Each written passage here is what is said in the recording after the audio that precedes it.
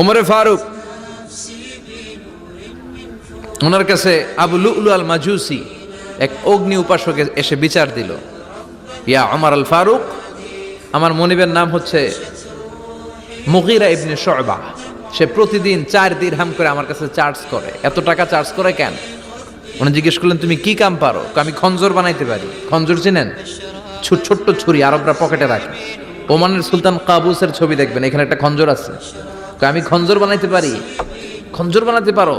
মদিনায় তো কেউ বানাতে পারে না, তুমি খঞ্জর বানাইতে পারো? তুমি তো অনেক টাকার মানুষ মিয়া, তোমার মনিব তো অল্প টাকায় চার্জ করছে, এটা দিতেই হবে। আবু লুলু কয়, ওমর তুমি সবার জন্য এত নরম, আমার জন্য গরম, তোমারে আমি বুঝাবো। সে বাড়িতে যে একটা খঞ্জর বানালো, মাকবাদাতুহু ফি ওয়াসাতিহি, যে খঞ্জরের হ্যান্ডেল হচ্ছে মাঝখানে, 2 দিকে ধারালো ছুরি, এটার ধার দেয়। আর কয়, ওমর তোরে আমি বুঝাবো।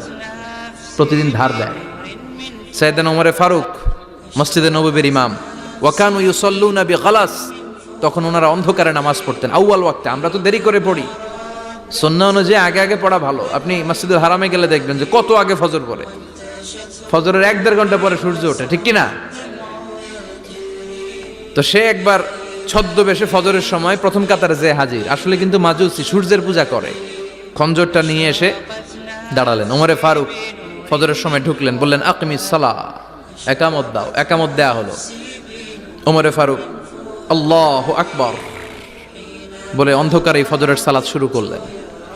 প্রথম রাকাত যখন পড়ে ফেললেন, রুকুতে যাবে, ইন দ্য মিন টাইম সে খঞ্জর বের করে ওমরে ফারুককে 3টা স্টেবিং করেছে।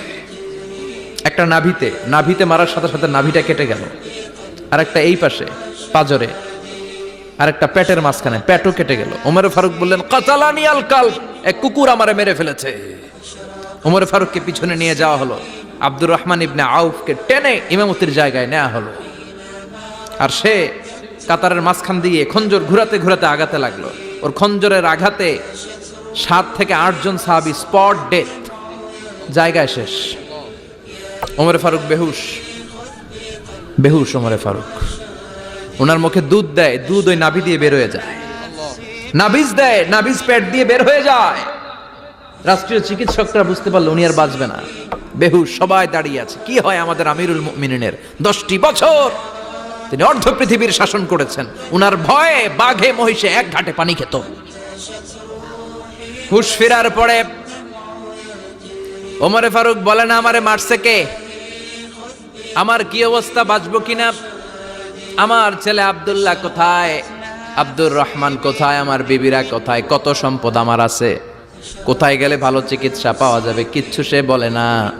হুশ ফিরার পরে ওমরে ফারুকের প্রথম প্রশ্নটা ছিল, আসল্লান নাস, আমার দায়িত্বে, আমার নেতৃত্বে যে ফজরের একটা নামাজ শুরু হয়েছিল, এটা কি ঠিক মতো শেষ হয়েছিল?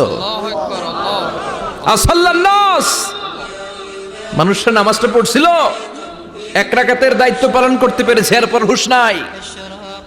বাকি 1 রাকাতের কি হয়েছে? মুসল্লিদের কি হয়েছে? সালাতটা ওয়াক্ত মতো হয়েছে কিনা? আসল্লান নাস, এটা ছিল ওমরে ফারুকের প্রশ্ন। সুবহানাল্লাহ কইবেন না?